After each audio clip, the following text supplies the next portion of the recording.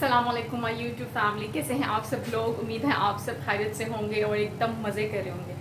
तो जी गाइस, आज मैं जिस टॉपिक को यहाँ डिस्कस करने आई हूँ उसका थंबनेल तो आप ऑलरेडी ही देख चुके हैं कि गुल्स कॉस्मेटिक का पर्पस क्या है। अभी गुल्स कॉस्मेटिक है क्या चीज़। बेसिकली ऐसा है गाइस कि मैंने अपनी लास्ट कुछ वीडियोज़ में भी आपको बताया था कि मैं बहुत अच्छी रिसर्चर हूँ। मैं अक्सर रिसर्च करती रहती हूँ मुख्तलिफ चीज़ों पे।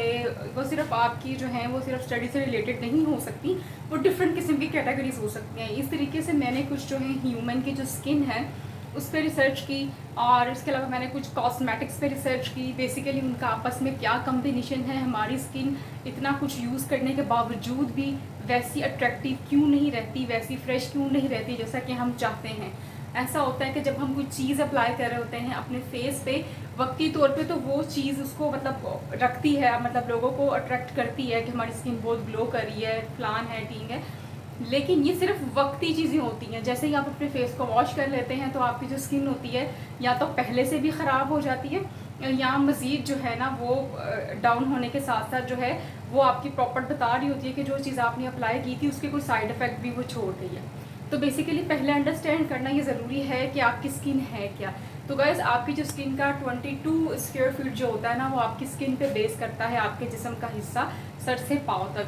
बेसिकली आपकी स्किन जो होती है ना ये प्रोटेक्ट करती है जर्म्स से। आपकी जो आपके अंदर की तरफ आउटर साइड की तरफ कोई जर्म्स, कोई रैशेज़, कोई इस तरह की कोई जो है ना इंजरीज वगैरह वो ना पहुँचे और स्किन से ही वो चीज़ें रिकवर हो जाएँ। तो जो स्किन होती है हमारी, बेसिकली ये दो इसके होती हैं, दो लेयर्स होती हैं। एक एपिडर्मिस होती है, एक डर्मस होती है। जो एपिडर्मिस लेयर होती है वो आउटर लेयर होती है जो हमको ये दिख रही होती है ना, और ये लेयर होती है। और ये सबसे ज़्यादा जो इसकी मोटाई कह लें, इसका हार्ड पार्ट कह लें, वो आपकी बेसिकली पाँव में होता है, और आपकी जो है वो पाँव की निचली सतह होती है, वहाँ पर बहुत ज़्यादा इनकी मोटाई होती है।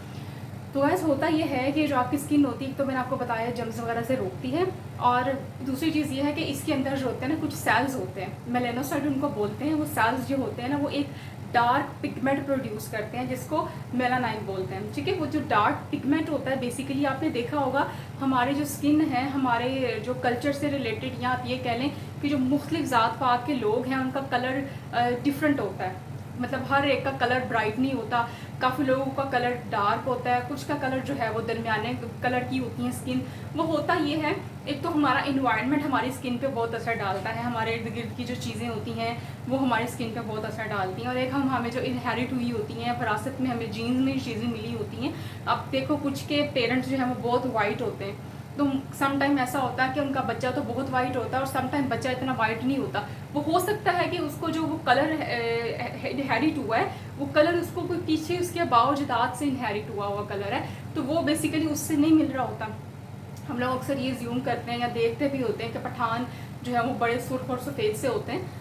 ये होता है कि उनका जो इलाका होता है वो उसके अकॉर्डिंग कंपैटिबल होते हैं, उस अकॉर्डिंग के हिसाब से जो उनका फेस का कलर होता है, जो उनकी जीन्स में चीज़ें मिली होती हैं वो इस तरह की होती हैं। लेकिन आपने देखा होगा कि आपकी जो स्किन होती है, अगर ये आपकी तादाद बहुत ज़्यादा होती है ना, मेलानाइन की अगर तादाद आपकी स्किन में बहुत ज़्यादा हो जाती है तो ये बहुत ज़्यादा डार्कर जो है ना प्रोड्यूस कर देती है आपकी स्किन के ऊपर। उस स्किन के किसी भी पार्ट में आपका जो है ना वो डार्क हो सकता है। अब देखा होगा जिसको हम लोग छाइयाँ, उर्दू में आमतौर पे हम इसे छाइयों का वर्ड भी बोलते हैं, ज़्यादा अच्छा समझ आएगा आपको।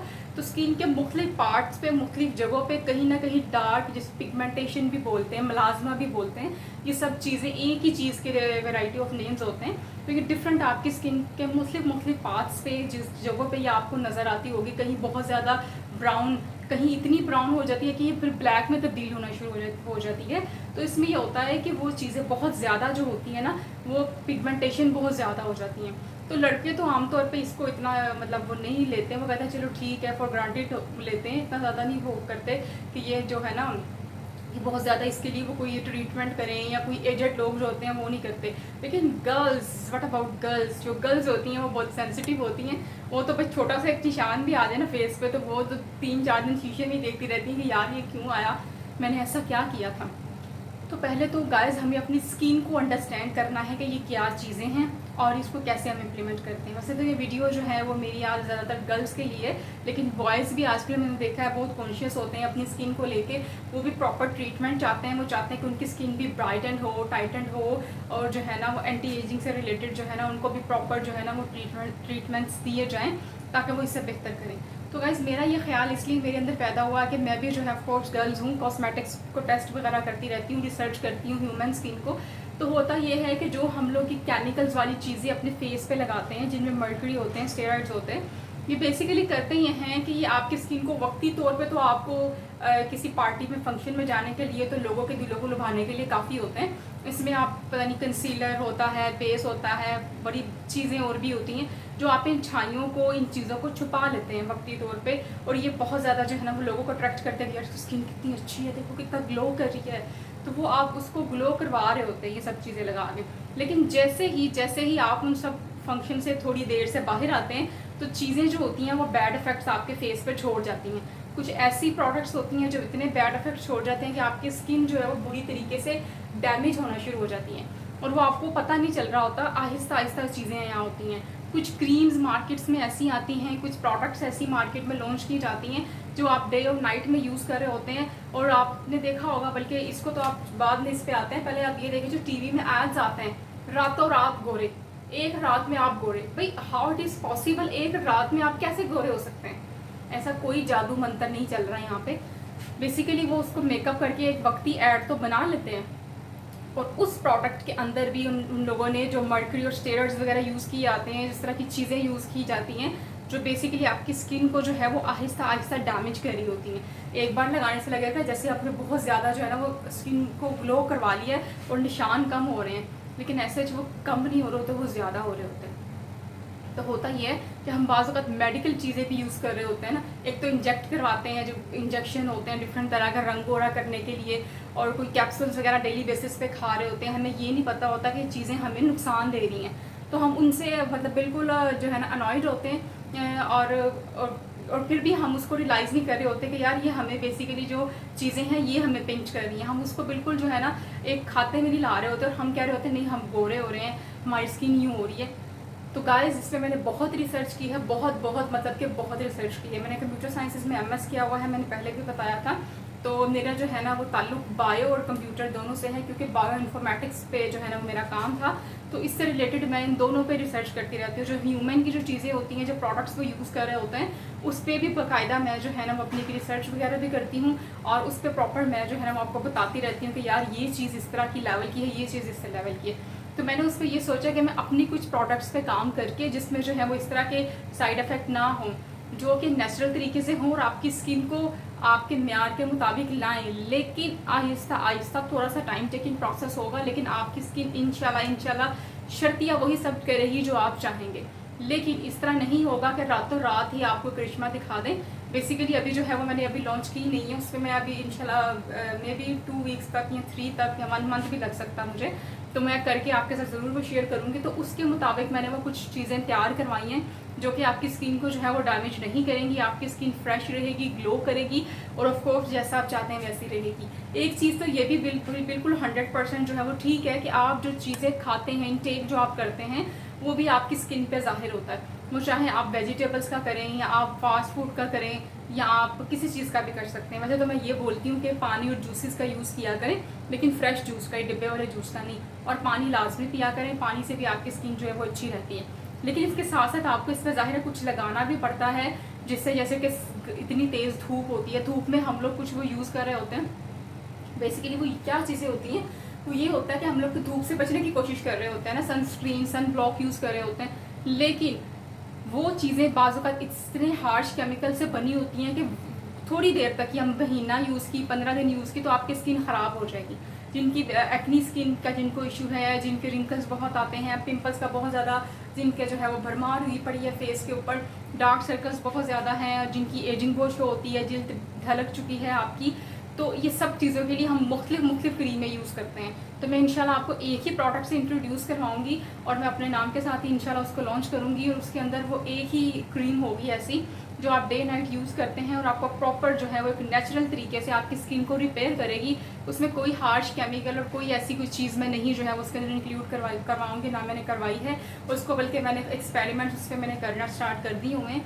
क्योंकि देखिए हमारी जो स्किन है, जो हमारा फेस है, यही बेसिकली पहला जो फर्स्ट इंप्रेशन होता है ना, जो हम किसी से आई कॉन्टैक्ट करते हैं, तो वो हमारा फेस ही होता है। तो हमारे फेस को ही वो बंदा देख रहा होता है, बाकी सब तो बाद में चीज़ें आती हैं ना। जब वो हमारे साथ बाउंड हो जाता है तो फिर आहिस्ता आहिस्ता हम उस पर खुलते हैं, वो हम पे खुलता है। आप कितने ज़हीन हैं, आपके पास क्या क्या हुनर है, क्या एक्सपीरियंस है, ये सब बात की बातें हैं। पहली जो चीज़ होती है वो आपका फेस होती है, जिसको कोई देख के आपसे मुखातिब हो रहा है पहले वो आपका फेस देखता है। तो मेरे ख्याल से अगर गर्ल्स इसके लिए बहुत ज़्यादा जो है वो अग्रेसिव है कि उन्हें अपने फेस पे जो है वर्कआउट करना है, तो गर्ल्स परेशान होने की कोई बात नहीं है। मैं इंशाल्लाह जो है अपनी जो नॉलेज है, जो प्रोडक्ट्स मैं अपनी मार्केट में लाऊंगी, वो आपके साथ पूरे एक्सपेरिमेंट के साथ चला जाएगा और मुझे पूरी उम्मीद है कि वो आपको बहुत अच्छी लगेंगी और उसको जो है वो आप ज़रूर यूज़ कीजिएगा और मुझे उसके जो है वो फीडबैक भी दीजिएगा। लेकिन वो आंखें बंद करके रातों रात गोरा होने वाला कोई काम नहीं होता है, ये सरासर झूठ होता है। आपकी स्किन रिपेयर करती है आहिस्ता आहिस्ता आहिस्ता, लेकिन ये करती है जो आपको जो है वो चीज़ें मैं बताऊंगी। लेकिन ऐसा नहीं होगा कि आपने आज लगा लिया और कल ही आपका रंग जो है वो चिट्टा हो जाएगा। जैसे अक्सर आपने टीवी में एड्स भी देखे होंगे, रात को लगाई है, शादी है जी कल लड़की की, रात को उसने वो क्रीम वगैरह लगा ली है, सुबह उठी है तो वो चिट्टी हो गई है। ऐसा कुछ नहीं होता। अगर आपकी शादी है, शादी मतलब आपकी है, उसके लिए आप खुद को तैयार कर रही हैं, एटलीस्ट 1 मंथ का टारगेट रखना है आपने। शादी से 1 मंथ पहले अगर आपने खुद को स्किन को रिपेयर करना है और खुद को बेहतर करना है तो 1 मंथ पहले अपनी चीज़ें स्टार्ट कर दें। रातों रात कोई जादू नहीं होने वाला। तो इंशाल्लाह वो जो सीरम है, सोप, जो क्रीम वगैरह प्रोडक्ट्स होंगे वो इंशाल्लाह आपके साथ इंट्रोड्यूस करवाई जाएंगी। बेसिकली उसका पर्पज़ यही था कि वो केमिकल से पाक हो, मर्क्यूरी से पाक हो, आपकी जो स्किन है उसको डैमेज ना करें। तो अभी हम कॉस्मेटिक की तरफ आएंगे, फिर आहिस्ता आहिस्ता इंशाल्लाह आपको हेयर से रिलेटेड भी मैं बताऊंगी कि हेयर को आप मज़ीद स्ट्रॉन्ग और लॉन्ग कैसे कर सकते हैं। लेकिन प्लीज़ रातों रात वाला कोई जादू नहीं होता इसके अंदर। महीना 2 लग जाते हैं आपको चीज़ों को ना अपनी असल पोजीशन में आने के लिए। तो थोड़ा सा जो है वो काम डाउन रहना है। जैसा कि मैंने एक वीडियो डाली थी वेट लॉस जर्नी की भी, उसमें भी रातों रात मेरे साथ कोई करिश्मा नहीं हुआ था। ये with the passage of time होता है, टाइम टेकिंग प्रोसेस होता है, सब्र से काम लेना है और इंशाल्लाह जो चीज़ें होंगी वो बिल्कुल वर्कआउट करेंगी और वो आपके साथ वैसे ही चलेंगी जैसा कि आपने उनको चलाने की कोशिश की। और बिल्कुल जो है जज्बाती फैसले कोई नहीं करने के, ये नहीं किया इसने, वो नहीं किया। सब चीज़ें होंगी, सब काम होंगे, लेकिन कुछ वक्त तक टाइम लगेगा। और बाकी मुझे उम्मीद है कि वो आपको अच्छी लगेंगी। और काइंडली ये जो इस तरह की प्रोडक्ट्स होती हैं इनसे दूर रहिए। नेचुरल तरीके से जो है वो आपकी स्किन को ग्लो करवाइए, खुश रहिए और नेचुरल तरीके से जो है ना इसको मज़ीद जो है वो खूबसूरत बनाए। तो बाकी मेरी यही आपके साथ एडवाइस है, मेरा आपके साथ यहीं तक था। तो इंशाल्लाह गर्ल्स कॉस्मेटिक्स से रिलेटेड जो है वो अब जो भी प्रोडक्ट्स मार्केट में मैं लॉन्च करूँगी वो आपके साथ डिस्कस करते रहेंगी। उम्मीद है वो आपको अच्छी लगेंगी। उसके फीडबैक भी मुझे साथ ज़रूर शेयर कीजिएगा जब जैसे ही वो मार्केट में आती हैं।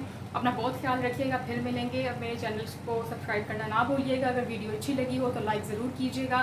कुछ कमेंट में कहना चाहते हैं तो हम हाजिर हैं, कमेंट में कुछ कहना चाहते तो बिल्कुल कहिएगा। अपना ख्याल रखिएगा, खुश रखिएगा, खुशियाँ बांटिएगा, यही ज़िंदगी है। अपना ख्याल रखिएगा, टेक केयर, अल्लाह हाफिज़।